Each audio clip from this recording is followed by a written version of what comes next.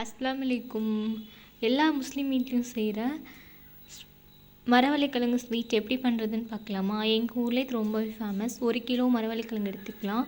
நல்லா வாஷ் பண்ணிவிட்டு இந்த மாதிரி கிரேட் பண்ணி எடுத்துக்கலாம், தோல் எடுத்துகிட்டு. அதுக்கப்புறம் ஒரு தேங்காய், அதையும் நல்லா துருவி எடுத்துக்கலாம். ஒரு முட்டை ஆட் பண்ணிக்கலாம். 1/2 கப் சீனி ஆட் பண்ணிக்கலாம். ஒரு பிஞ்ச் சால்ட்டு. இவ்வளோதான் இன்க்ரீடியண்ட். இதை நல்லாவே மிக்ஸ் பண்ணி எடுத்துக்கலாம். நான் வந்து ட்ரெடிஷ்னல் மெத்தடில் பண்ணுறேன். அதனால் விறகடுப்பில் சாணாக்கு மேலே மண் போட்டு ஆட் பண்ணுறேன். சாணாக்குனா மண்ணில் செய்கிற தோசைக்கல்லுன்னு வச்சுக்கோங்களேன். அது இல்லாதவங்க ஆர்டினரி பழைய தோசைக்கல் மேலே மண் போட்டு கேஸ் ஸ்டவ்வில் வந்து நீங்கள் செய்யலாம். இதோட இதே வந்து நான் வந்து ஃபுட் கலர் ஆட் பண்ணியிருக்கேன், நீங்கள் ஆட் பண்ணாமையும் செய்யலாம். மண் நல்லா சூடாகணும். சூடான அப்புறம் தான் நம்ம எதில் செய்ய போகிறோமோ அந்த பேன் வச்சுக்கணும்.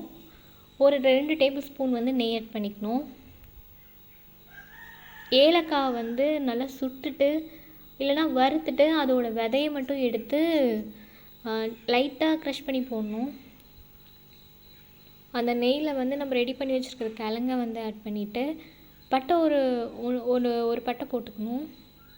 ஒரு சின்ன பீஸ் பட்டை ஆட் பண்ணிவிட்டு நம்ம கிழங்கு ஸ்ப்ரெட் பண்ணணும். அது மேலே ஏலக்காய் சீட்ஸ் ஆட் பண்ணிக்கலாம்.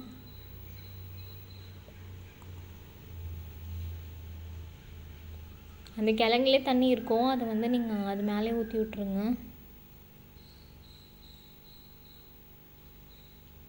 அவ்வளோதான், மூடி போட்டு வேக வைக்க வேண்டியதுதான். மேலே வந்து நான் நெருப்பு வச்சுருக்கேன். நீங்கள் வந்து கொட்டாங்குச்சியை வந்து எரிய வச்சு அது மேலே வச்சுக்கோங்க. அப்படி இல்லைன்னா நல்லா தண்ணி சூடு பண்ணி மேலே வச்சிங்கனாலே போதும். 2 பக்கமும் எரிஞ்சு 2 பக்கமும் நல்லா வெந்து வரணும். கத்தி உள்ற விட்டிங்கன்னா ஒட்டாமல் வரும். அவ்வளோதான். இது வந்து அப்படியே கேக் மாதிரியே வரும். நைட்டு செஞ்சிங்கன்னா காலையில் லைட்டாக சூடு பண்ணிவிட்டு அப்படியே இன்வெர்ட் பண்ணிங்கன்னா வந்துடும். இப்போ நம்ம பீஸ் போட்டு சாப்பிட்லாம். ரொம்பவே டேஸ்ட்டாகவும் ஈஸியான ரெசிபி. ட்ரை பண்ணி பாருங்கள் இன்ஷா அல்லாஹ். இது நீங்கள் 1 டைம் செஞ்சுட்டா அடிக்கடி செய்வீங்க. ரொம்பவே டேஸ்ட்டாக இருக்கும். இதை வந்து நம்ம 2-3 நாளைக்கு வச்சுக்கலாம். ஆனால் லைட்டாக ஹீட் பண்ணி வைக்கணும்.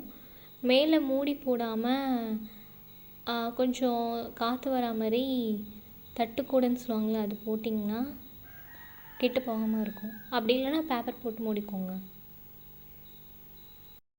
தேங்க்ஸ் ஃபார் வாட்சிங்.